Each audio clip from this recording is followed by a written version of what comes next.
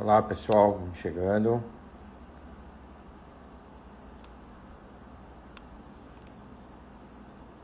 Olá Karen, Lu, sejam bem-vindas.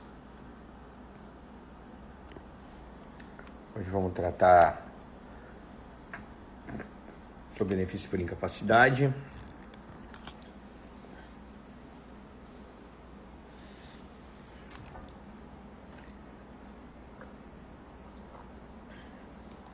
Chegando, a galera já desacelerando, né? E o louco aqui fazendo live ainda, pelo amor de Deus. Só para seguir, né? O último antes do nosso momento de descanso, férias, e que pese o INSS seguir com os prazos administrativos. Que maluco, né? A gente segue aqui mais um pouquinho, né? Vamos falar sobre... Trago um caso de auxílio-doença, perícia judicial desfavorável. Vou mostrar para vocês como eu trabalhei nessa prova. Juntei documentos 48 horas antes da sessão de julgamento do TRF. Aqui tá meio escuro, pessoal. Hoje eu não tô no escritório. Tô em Porto Alegre, então por isso tá escuro. Não tenho luz suficiente, mas com uma vista bem legal. Depois eu mostro para vocês. Vamos chegando. Hoje vamos trabalhar, então, realmente a perícia é a rainha das provas no que tange os benefícios por incapacidade. Vou esperar mais um minutinho só para o Instagram trabalhar. Vamos botando os coraçõezinhos aí para a gente ficar melhor ranqueado, para poder trabalhar e os colegas serem chamados. Bom, pessoal, esse aqui é um processo antigo, né, que eu tenho, mas ele foi muito bacana. Para mim foi um divisor de águas em relação aos benefícios por incapacidade. É um processo, eu acho que ele tem 5 anos já que transitou, acho que transitou em 16, 17 esse processo, mas o importante foi o procedimento que nós utilizamos nele. Inicialmente agradeço a presença de vocês, muito obrigado. Toda quinta-feira às 18 horas eu estou nessa direto ao ponto, onde eu compartilho um caso do escritório, caso real. Eu abro as peças aqui e mostro para vocês. 30 minutinhos só é o tempo que nós levamos, porque a ideia é não ficar enrolando, é mostrando realmente os argumentos que eu utilizei no processo e dividir com vocês. Então eu já estou com a tela aqui, então quando eu olhar para o lado é porque eu estou lendo aqui alguns pontos importantes para eu não me perder nos fatos do processo. O que nós temos aqui, pessoal? É um B31, que inicialmente ele foi concedido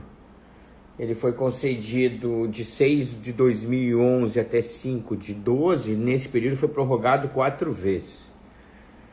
Depois ele teve um novo pedido, e ele foi com data de cessação de benefício em setembro de 2012, então ele começa em 6 de 11, vai até setembro de 12, depois prorrogado mais uma vez até maio de 13. Então a segurada fica 2 anos em benefício.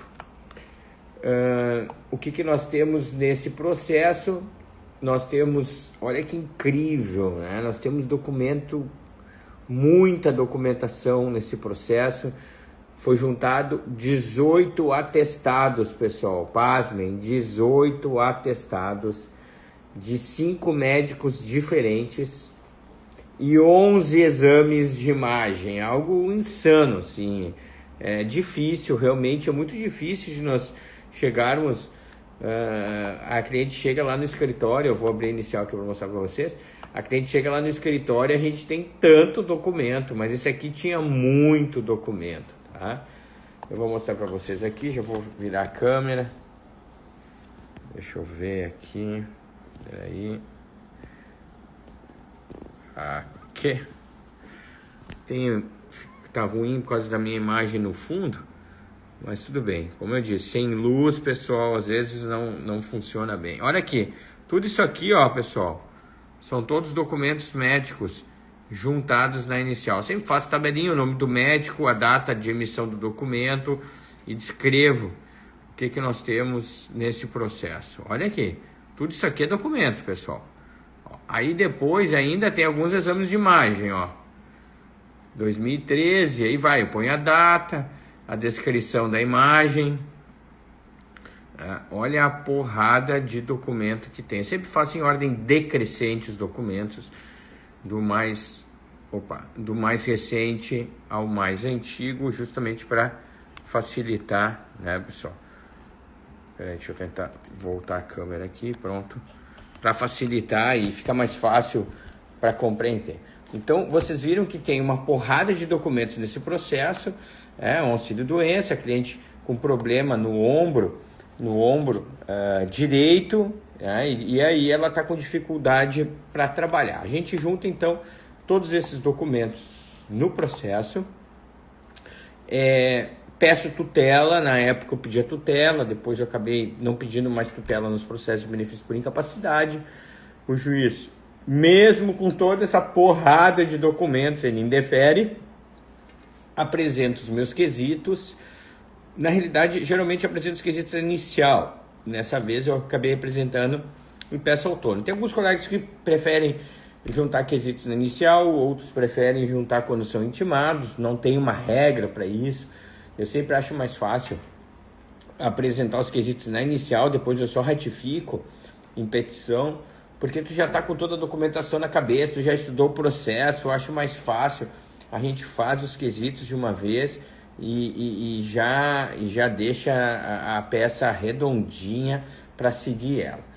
Então, pessoal, eu apresento os quesitos e depois o magistrado, então, ele acaba indicando a perícia, e eu insisti nesse caso, pessoal, para cliente contratar um médico, tá? Era muito importante ela contratar um médico, um assistente técnico, justamente porque ela estava vinculada, era uma funcionária do Banco do Brasil. A princípio, ela estava tentando buscar algo relacionado ao acidente de trabalho. A questão da estabilidade do Banco do Brasil não teria problema, porque ela teria aqui a situação do retorno, não teria problema, mas é que no Banco do Brasil e principalmente nos bancos, por isso que é legal a gente olhar os dissídios coletivos.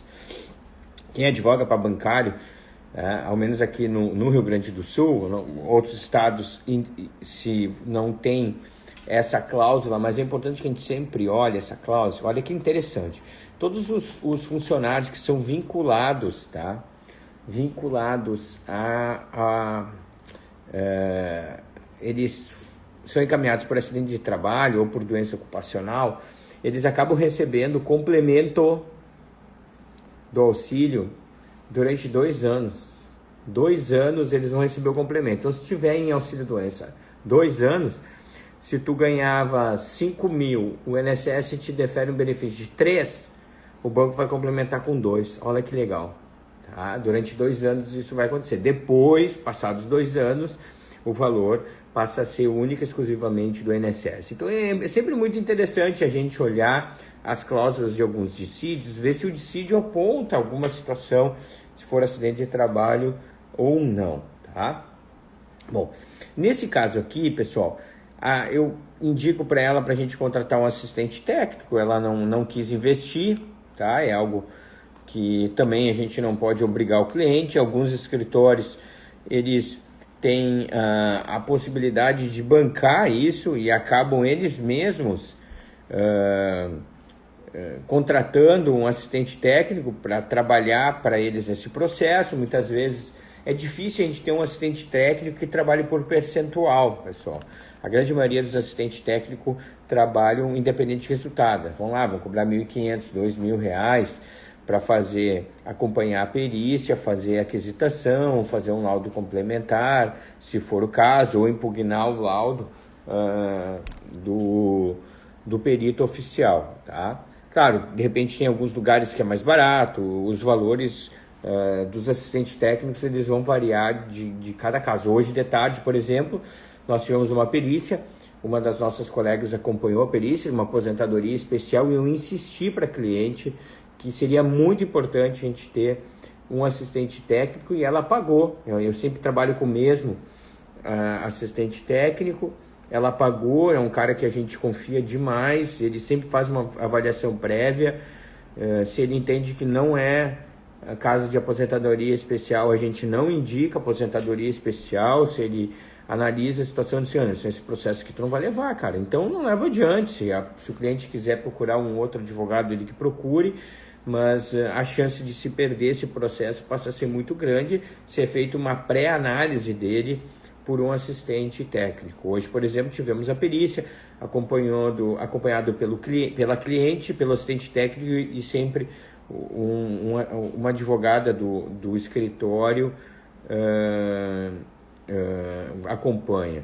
Camila, eu sei, com o médico é sempre muito mais difícil, principalmente porque eles acabam ganhando muito no escritório, mas não querem sair, mas dependendo do caso, vale o investimento, a gente tem que tentar convencer o cliente, olha, o valor envolvido aqui é muito alto.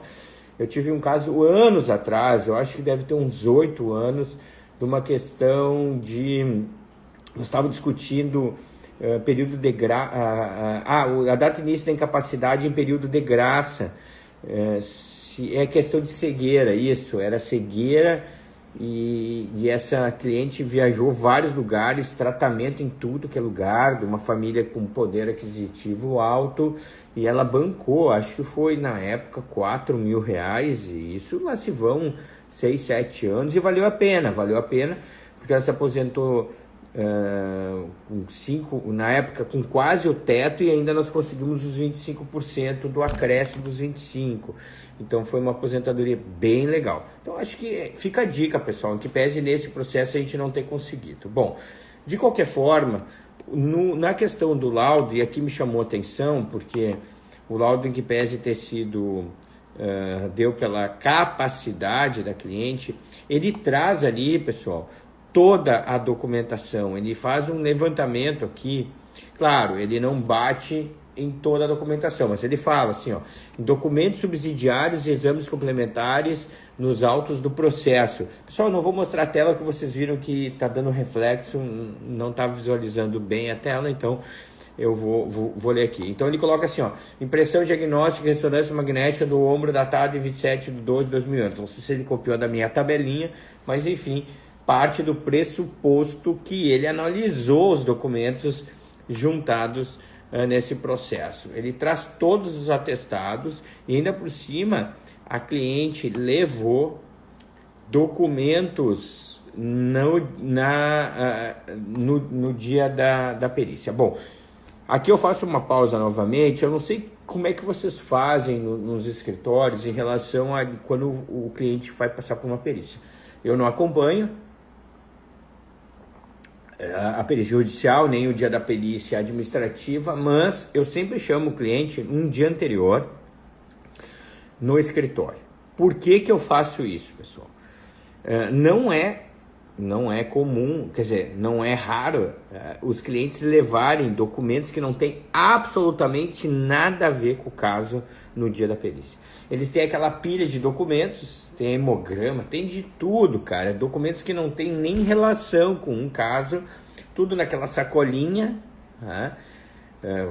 Por vezes organizada de forma cronológica, de outras vezes nada a ver, e acabam levando. O que eu faço?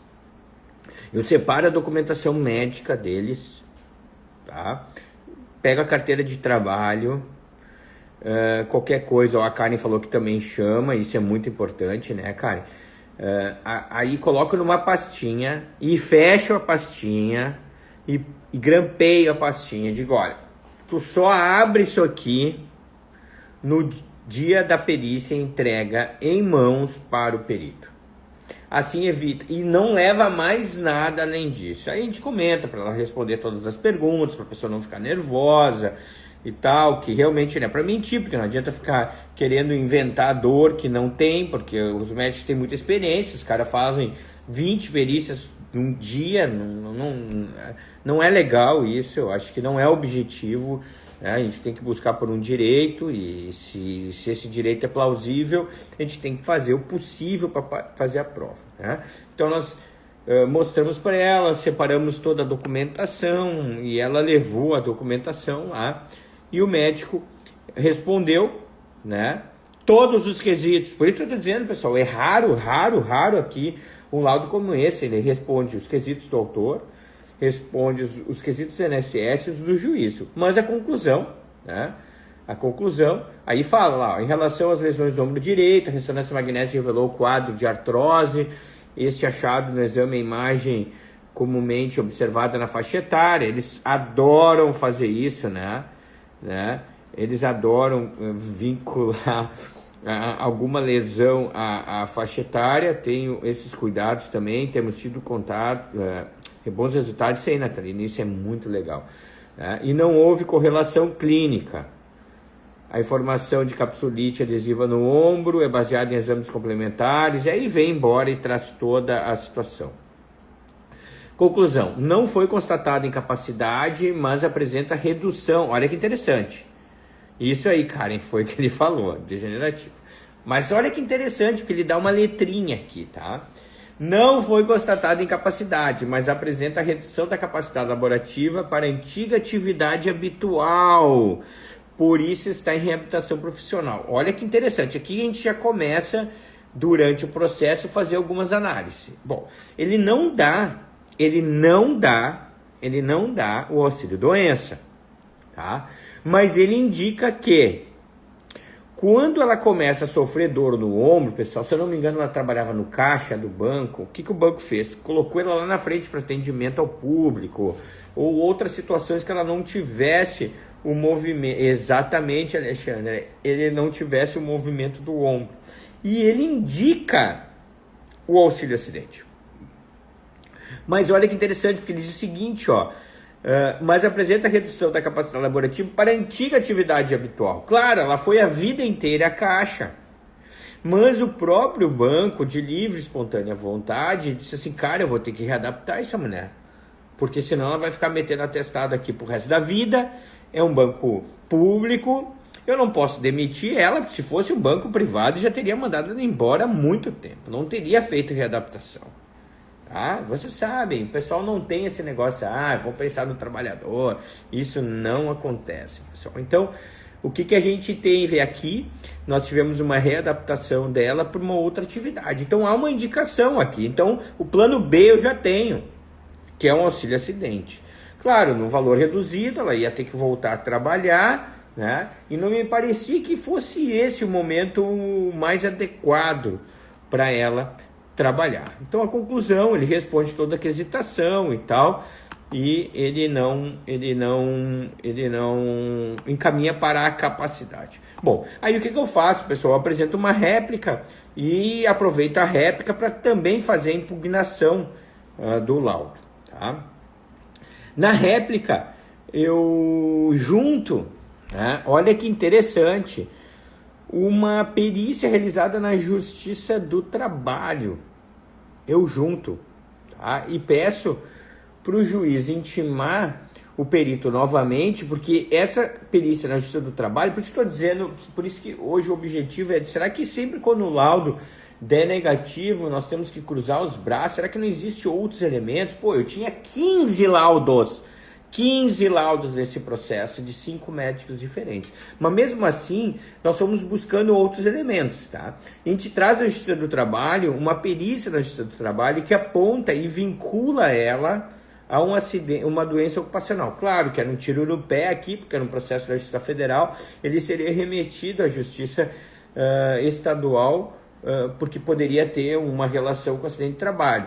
Mas eu não podia perder esse processo, eu não queria ter que entrar de novo com o processo lá na Justiça Estadual. Eu precisava ao menos aqui de uma perícia que apontasse a incapacidade dela, porque na pior das hipóteses eu entro na Justiça Estadual apresentando um laudo da Justiça Federal apontando incapacidade, peço uma tutela e dificilmente ela seria negada, tá?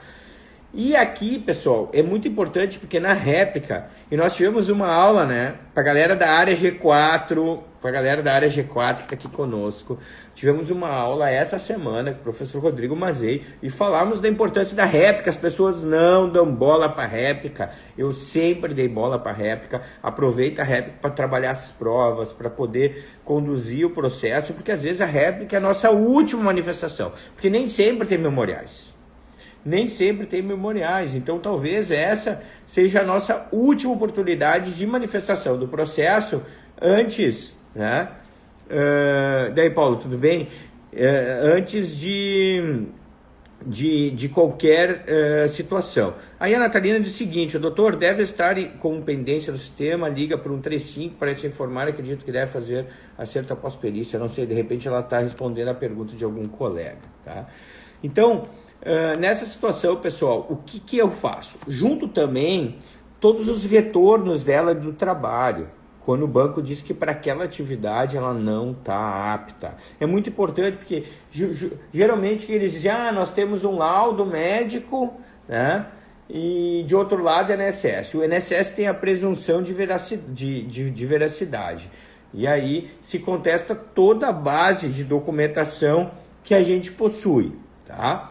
Mas aí eu também apresento um laudo da Justiça Federal, da Justiça do Trabalho, apresento também aqui mais todos os laudos da empresa, justamente para poder dar base, consistência na minha peça. Um ponto muito importante que depois eu vou trabalhar na apelação, porque já adianto para vocês que eu perdi esse processo, né? É a questão de que, aqui ó, eu já na réplica já disse o seguinte: assim, diante da incapacidade segurada para o labor, quando necessitou voltar ao trabalho devido ao indeferimento do benefício e o referido parecer médico, a empresa optou por lhe conceder férias pelo período de 8/13 até 9/13. Eu trago justamente isso, porque o médico, numa conversa dela com o chefe dela, ele disse, não, já que tu não está bem, eu vou te dar férias para ver se tu aproveita essas férias para fazer algum tipo de exame clínico ou de fisioterapia, enfim.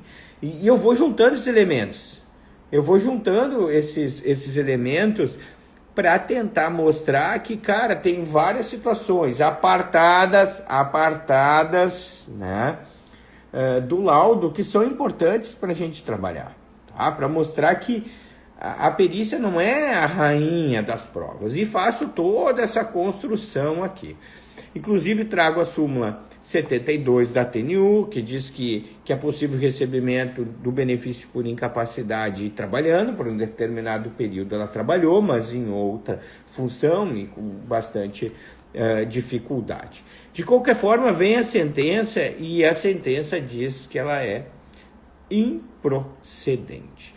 E foi muito interessante, pessoal, porque quando eu vou fazer a apelação, eu trago aqui um ponto muito importante, que eu digo que foram juntados 34 documentos probatórios, e pego alguns trechos assim, menciono também, para não ser muito repetitivo, porque na inicial eu já trabalhei muito bem esse ponto, tá? Faço aquelas tabelinhas que eu mostrei para vocês lá na minha inicial, eu trabalho com muita tabela.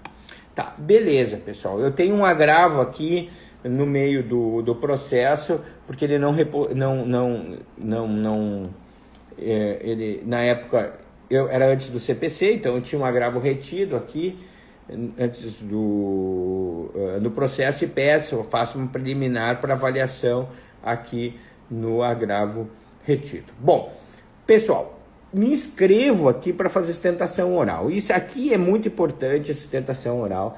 Quem não faz sustentação oral está fadado aqui a ter um processo improcedente, né? Porque eu sempre digo que a sustentação oral ele tira o processo da pilha,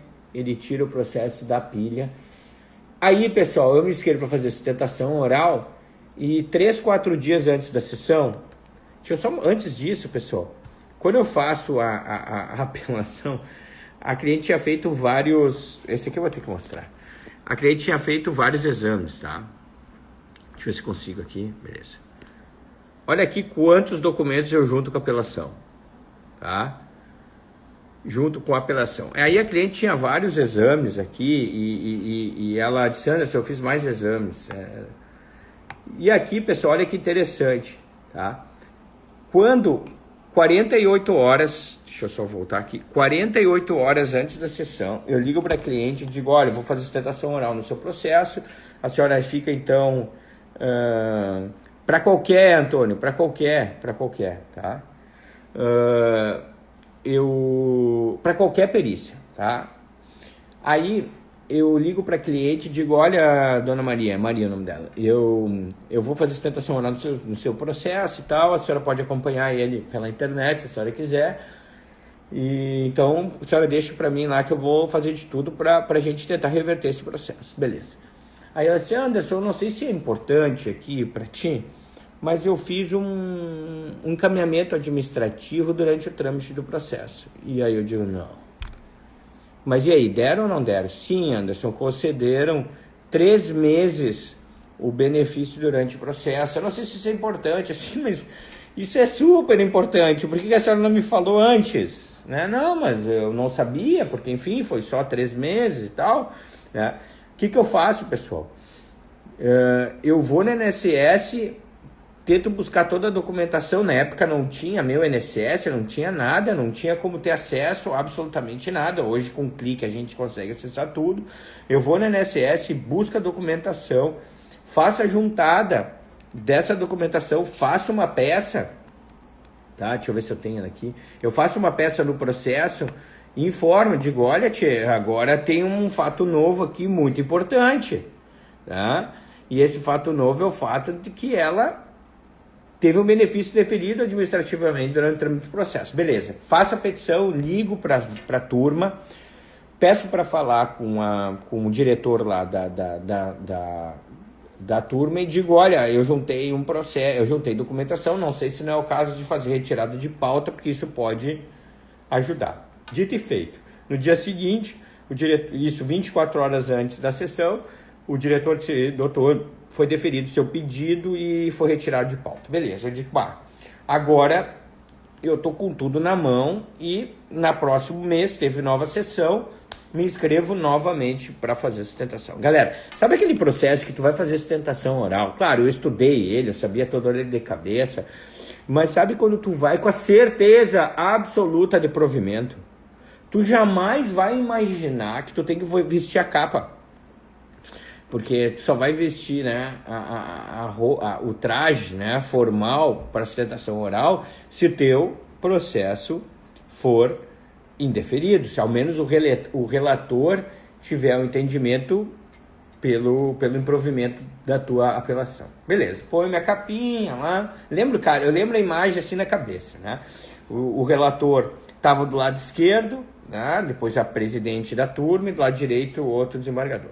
Aí, pessoal, o relator faz o relatório, se doutor Anderson, o senhor tem interesse, doutor Anderson, o senhor pode fazer sustentação? Eu digo, não, cara, e toda essa documentação, cara, é inacreditável. Bom, nós temos 15 minutos para sustentar, pessoal. Eu sustentei 5 a 6 minutos, que é o tempo suficiente para mostrar o que aconteceu.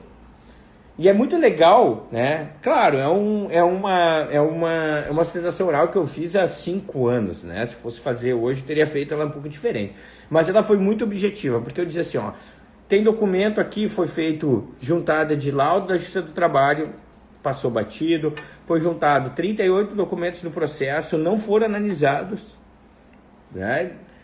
Simplesmente se olhou o laudo perito. E aqui, pessoal, tem um ponto muito importante, eu disse lá no julgamento, não pessoal, obviamente, né? Esses aqui tem um ponto muito importante. Houve um deferimento administrativo desse processo.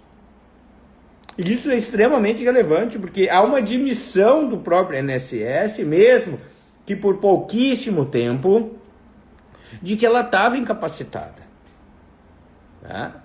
Aí, pessoal, olha que interessante, eu termino a minha sustentação e o relator disse assim, não, eu não tinha percebido essa situação. Mas imagina, pessoal, não tinha percebido, eu justamente pedi para tirar de pauta, por esse motivo. Olha a importância da sustentação oral. Se eu não tô lá, pessoal, morre o processo. Morre o processo, porque eu não vou ficar dependendo de embargo de declaração. Morre o processo. E aí eu faço, ele olha para mim e diz assim, então tá, doutor, eu vou pedir suspensão do processo. E olha que interessante. O outro desembargador que estava na sessão disse assim, doutor Anderson, eu gostaria de fazer uma pergunta aqui.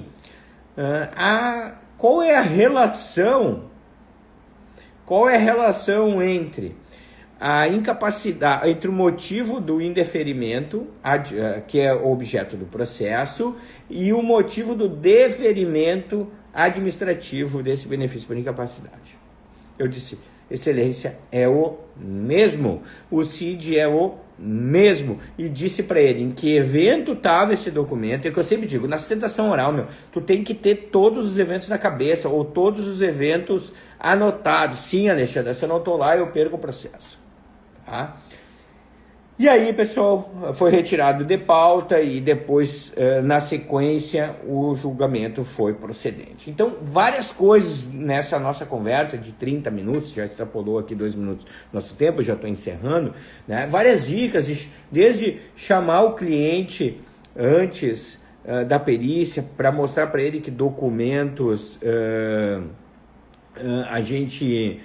tem para mostrar, sim, agora dá para a gente conversar. Eu poderia ter conversado com o relator antes, não conversei, eu fui super confiante com toda essa documentação. Acho que nunca tive um processo judicial relacionado a benefício por incapacidade com tanto documento, pessoal, com tanto documento, tá? E mesmo assim não foi suficiente. Não foi suficiente. 2 meses de deferimento administrativo foi o que chamou a atenção do relator e fez com que ele refizesse todo o voto dele. Ele traz toda a documentação que eu trouxe, ele refere a perícia na Justiça do Trabalho. Engraçado por ele não ter referido isso no voto, né, na relatoria dele, que tinha passado batido. Olha a importância de nós chamarmos a atenção. Bom, pessoal, era isso, né, para o nosso final de tarde aqui das quintas-feiras, sempre às 18 horas, hoje em Porto Alegre, tá? Benefício por incapacidade. Então, a perícia, sim, ela é importante, mas ela não pode jamais ser a rainha das provas, ou ser a senhora do processo, ou o juiz, o tribunal, ele vai única e exclusivamente fazer essa análise. Então, quando a perícia ela for voltada para a capacidade do cliente, nós temos que redobrar as forças para reverter. Não cabe simplesmente dizer, a perícia não respondeu os quesitos, não, sem chororô. Ou nós temos elementos para reverter essa situação, ou o processo está fadado à improcedência. Feito, gurizada. Era isso por hoje. Amanhã, sexta-feira, é dia de caixinha de perguntas. Tem sido super legal. Tenho respondido uma porrada de perguntas sexta-feira, né? Tem dias que eu não consigo responder todas. E a galera segue mandando pergunta no sábado, né, pessoal? Nesse descansinho no sábado. Então, vou responder amanhã de tarde. Eu vou estar em viagem. Vou fazer o possível para responder o maior número de questões antes da viagem. Depois, na minha volta, no início da noite, eu respondo para vocês também, tá? Muito obrigado, pessoal. Um bom descanso nesse recesso.